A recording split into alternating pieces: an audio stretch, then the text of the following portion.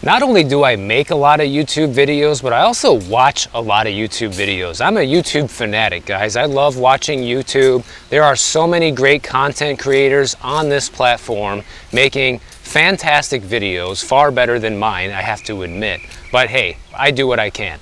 But anyways, I saw this video yesterday that kind of gave me the idea to do this video. And the title was something along the lines of, does anyone else feel like everything has changed? And the video was about, this guy that's like 28 years old and, watching just how much things has changed since he was a little kid up until now. And I can relate because I'm a little bit older than him, 35 years old. And I've seen so many things change ever since I was a kid up until now. And the idea was like, not only has faith in our government and our institutions and society kind of gone out the window now compared to how it used to be then, but also it was a good lesson about history in this video. And basically the idea with history is that the less you know history, then the far more likely it is for history to be repeated. And because so many people who are alive today, chances are you were not alive during the last Great Depression, which was started in 1929, or there's even a good chance you probably weren't alive when the last World War ended, okay? Maybe you were alive then, but maybe you were just a little kid, You probably didn't fight in World War II or have a real vivid memory of that time and how messed up the world was. And this kind of brings me to the very first story of this video of exactly what not to do. This is exactly how people get in trouble. The perfect example, guys, of just like history repeating itself over and over and over again. And if you give people the ability to be stupid, you can guarantee that they will be. So check this out. So there's this guy who's a delivery driver over in Canada, and his name is James. And during the height of the pandemic, he was getting a lot of overtime with his job, basically doing good, making money, and things were looking good for him even though we were slam in the middle of the pandemic. And also what we had back during that time was low interest rates. So what did James do?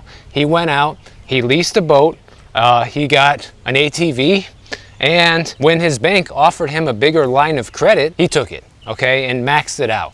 So this guy became a debt hound during the pandemic and basically took advantage of every opportunity he could when it came to having the finer things in life without necessarily guaranteeing he'd be able to afford it in the future. And so because James took this line of credit, it was a floating debt line of credit. And what that means, guys, is that the interest rate is subject to change. And ever since the Bank of Canada started raising interest rates, just like we've been doing here in the United States with the Fed, his interest payments started going up on his debt. And check this out. This guy is so far gone when it comes to debt that the cost of his monthly debt has now outpaced his take-home pay each month by 900 Canadian dollars, guys. So this guy literally has $900 more to pay every single month than he actually earns. Is that a disaster or what? Because you almost can't even think of a worse situation to be in when it comes to getting into debt. And needless to say, this guy is going to have some repossessions on his hand. He's going to say goodbye to that boat and the ATV and whatever else that the bank can take from him. And that's probably going to ruin his credit score. And it's probably going to ruin the next 5 to 7 years of his life, because recovering from a disaster like this is always very difficult. I mean, just ask anybody who's been in serious debt in their life and maybe even gone through a bankruptcy or something like that, and ask them how long it took to recover and really get back on their feet after that. And it's a long time, guys, because no one wants to lend to you. You've proven to be a big risk, and you can't be trusted. Essentially, all your trust has gone out the window. It's like having an affair and cheating on your wife or your husband. Okay, this is what this is. Defaulting on your credit is akin to having an affair. And you know what this guy said about this when he was interviewed for this story? He said, well, I've always been able to squeak by until now. Like, as if that's the goal in life, right? Let's squeak by. And that just goes to show you back to the beginning part of my story here on how people don't remember history. People who are alive today don't remember history. Like this guy, he's a younger guy, and he's too young to remember, you know, how bad the great financial crisis was back in 2008, or probably knows nothing about the past recessions that we've had, or definitely probably knows nothing about the Great Depression and how much people struggled back then. And the reason why that's important is because people like James keep making the same mistakes over and over and over again.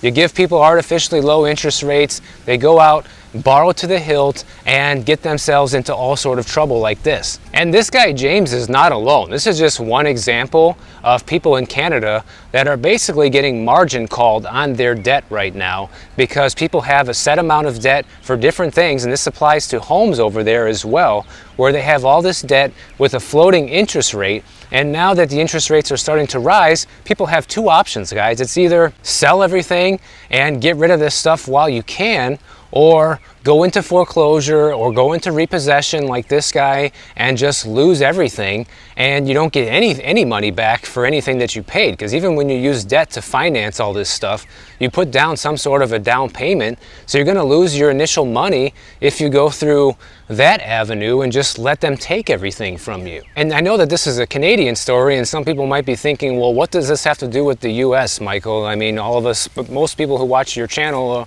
are Americans, which I know that you are because I can see it in my demographics and my analytics. About 87% of you actually are in the United States. So what does this have to do with us? Well, even though here in the US we don't have a ton of people that have adjustable rate mortgages or floating rate debt on their homes, they do have it in other areas of their life.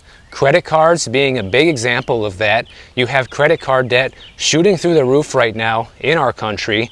So more and more people than ever have credit card debt that is rising, and the other thing that's rising along with that debt is the amount of interest people have to pay on it, guys. That's very akin to what's happening here in the US, and you have record amounts of people taking HELOC loans right now, and those are going through the roof. The amount of people taking these HELOC loans, and guess what? Those HELOC loans are floating rate debt as well. In fact, HELOC rates just went up. Check this out. The average 10-year HELOC right now is about 7.39%. And on a 20-year HELOC, it's about 8.09%. Just a year ago, these numbers were 3.99%, guys. So it has basically doubled in the span of a year when you're talking about the HELOC rates. So when people start getting their margin call on their credit card debt and their HELOC loans here in the US, you can guarantee you're going to see people losing assets like cars and houses and things like this that people cannot afford the payments on anymore. And that's coming right at the time when we're just going deeper into the recession and more people than ever are getting laid off as well. And that's just what I've been saying. It's the perfect recipe for disaster right now. It's going to have to get worse before it gets better. But the thing that's kind of annoying to me and just kind of ridiculous is how people can just be so dumb, guys. They just don't learn from history. They don't learn from past mistakes that other people made that came before them. And these are just easy things to not repeat. But I guess the temptation is just too great, and people end up doing it anyways, just kind of like the affair situation, right? There's so many similarities here. And what it all boils down to is that this is just human nature. No matter how many times people get messed up from this or become homeless or lose everything, it doesn't matter, guys. It's just like the people who smoke cigarettes and they watch all of their friends who smoke cigarettes die of lung cancer or emphysema or whatever right around them, but yet they continue to light up every 10 minutes, you know? It just doesn't matter for some people how much they know that it's going to be over for them, as long as they get to enjoy whatever it is that they're enjoying in the moment, being smoking cigarettes, having that affair, or borrowing to the hilt until the whole house of cards starts coming down. The behavior is all the same, but the activity is the only thing that's different, I suppose. And going deeper into this story, here's something that I didn't know. Canadians now for decades have been among the developed world's most indebted people. And the low interest rates that the central bank had there for decades now has allowed people to just borrow to the hilt and get into these huge problems with their debt over there. And the country's debt to income ratio reached a record 185% by the end of 2021. And by comparison, in the US, the debt to income ratio is 101% and 148% in the UK. And as bad as that is, it's even worse in Canada. Who knew, right? But guess what? It's time to pay the piper over there. And just in January alone, the amount of insolvency or bankruptcy filings there shot up 33%. Their interest rates on all of their payments for debt has also gone up 2% just in the last month. So things are really starting to ramp up over there in terms of people not being able to afford these debt payments anymore. So now they're starting to see a drop in everything. All sorts of luxury sales, all-terrain vehicles, people buying luxury cars, all that is starting to drop off now. And Canada has already seen a huge real estate crash from this already. Already home prices have come down 15% in Canada, and it's just getting started, guys. And as people start getting more and more margin called with this ridiculous debt that they're in over there, I think you're gonna see a big reset in the Canadian economy, and you're going to see a lot of parallels and similarities to that happening here in the US. You know, we might not have the exact same problems or as high of the debt to income ratios that they have over there, but people are all the same everywhere, and the behavior is the same. And like I said, while we might not have, you know, floating rate debt on our homes most of the time, people have floating rate debt in other areas of their lives, which ultimately leads to the same thing, which is disaster. Check this out. We're being filmed. I'm being filmed, you're being filmed, we're all being filmed. I don't see the camera though. It's probably all BS. It's like those signs they have in the yard saying, you know, watchdog or mean dog, and then you see a chihuahua come on up to you. But needless to say, guys, Canada's in big trouble, and it's just probably going to continue to get worse for them throughout the rest of the year. And it's also just one more sign that this recession is global. This is not limited to the United States. They are having problems everywhere, guys. You're seeing it in Europe, you're seeing it in the US, you're seeing it in Canada, you're seeing it in Australia, you're seeing it in New Zealand. You know, the entire developed world is having problems. Even China's having big problems right now. Russia has their own problems with the war and all of this. So nobody is doing well right now. So if you're in Canada and you've been priced out of your market, just wait, guys, because 30% of the people there have floating debt on their houses and are likely to not be able to afford those payments pretty soon. So I think you're going to see a big wave of people selling properties there out of necessity, and the ones that don't and are not able to do it in time are likely to see a foreclosure in the future. So get ready in Canada. Now, I did a poll on my channel recently asking you guys, what do you plan to pay for your next home? And as of the time I took this screenshot, 58% of you said that you want to buy a home that's less than $350K. So that's the overwhelming majority. And of course, there's a healthy amount of people in the next category up in the $400 to $500K mark, but definitely not the majority by any means, only 24%.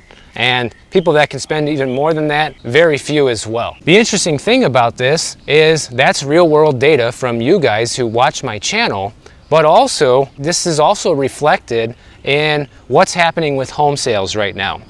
Because if we look at areas that have homes priced at $350,000 or below, prices in those areas now have declined anywhere between 1% to 6%. But in areas where home prices are $400,000 or higher, prices in those areas have declined anywhere between 4% to 10%. And this is what I want to keep reminding people of over and over again, is that you're going to see the price range under the $300,000 mark, guys, remain hot probably throughout the rest of the year until people just can't afford it.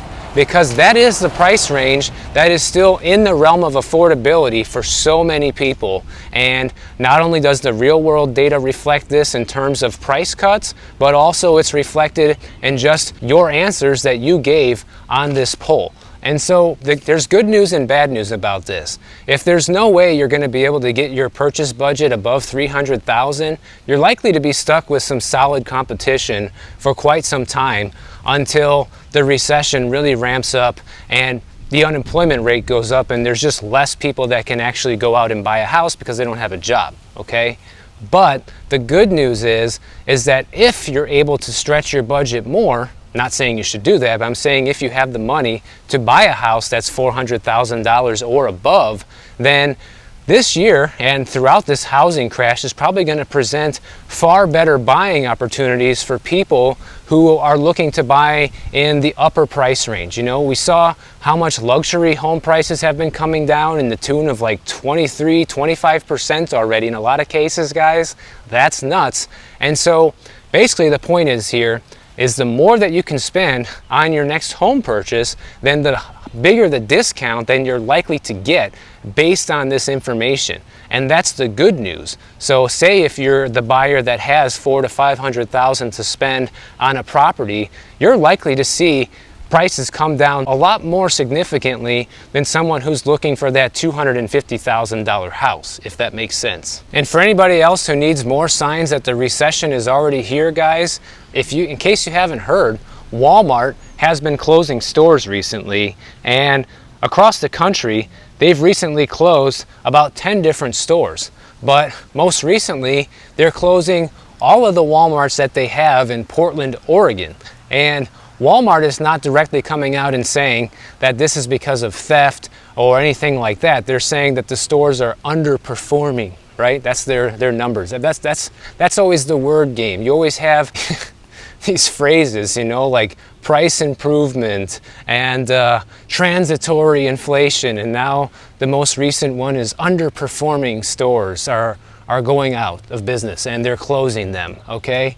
And that's all just code for, you know, there's nothing but bums here, everybody's stealing, and we're not making any money. Now the good news is from this is that all of the 580 employees that work at these Walmart stores in Portland are not getting fired and they're not getting laid off. They're giving the option for them to transfer to a different store somewhere else. But since Walmart is denying that it's because of theft or whatever that they're closing this store, this is what they actually came out and said, and this is a quote. They said, "We consider many factors, including current and projected financial performance, location, population, customer needs, and the proximity of other nearby stores when making these difficult decisions. After we decide to move forward, our focus is on our associates and their transition, which will be the case here." But the cops know what's up over there, because the cops are saying that theft and robbery in Portland have been big problems over the last several years, and for a long time everybody was just getting away with it, and now they're finally starting to crack down on it over there. And this is what you got to look at. If not even a big corporation like Walmart can survive in an economic downturn in areas that are depressed like this, then nobody can, guys. That's the issue here. And Portland is one of those places where they said, yeah, we'll just let everybody do whatever they want, and you know, it's not worth arresting these people or whatever. Let's defund the police and all of this. And now the residents there are starting to see the full consequences of this, because as much as we can laugh about that, you know, this has serious impacts on the people that live in the area and actually do shop at those Walmarts and rely on it for buying groceries or having a nearby place to get things. And at a time when prices are up on everything, the last thing anybody needs right now is to have a commute just to go to, you know, a store to buy things. And you have the high gas prices, spending more to go places and do things is not really sounding too good right now. And to me, this is just another situation of history repeating itself, and you have a few bad apples ruining it for everybody, because I'm sure not everybody's stealing from these Walmarts.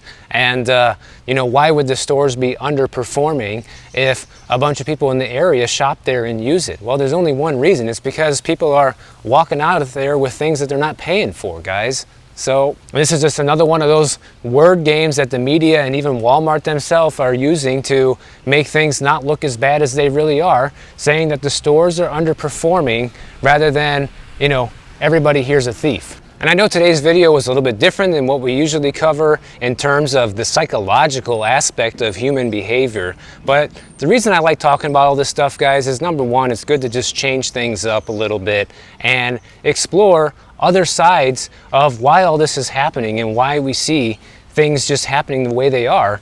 And once you kind of dig deeper into our past as humans, it all starts becoming apparent of why this is happening And it's because people just don't learn from history, guys. And I think that's just going to be the case forever. And people are just going to have to repeat their mistakes over and over and over again throughout the different cycles of history. And it is what it is. But the good thing about that is the smart ones like us, who are paying attention to all of this, we can learn from other people's mistakes and, number one, not repeat them, and number two, which is even better than not repeating them, is be prepared for other people to make those mistakes and take advantage of the opportunities that come from that. And that's what I hope that everyone who watches this channel is going to be able to get out of these videos over the coming years, knowing that people are going to be defaulting on their boat payment and their car payment and their house payment and different things like that that you might have been thinking about picking up, or you got some cash sitting on the side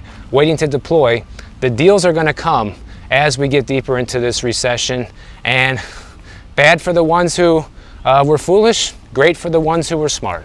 You know, if you guys enjoyed this video, make sure you click the bell notification down below. YouTube will alert you every time I post a new video. And if you don't want to wait, check out this one right over here, and I'll see you in the next one.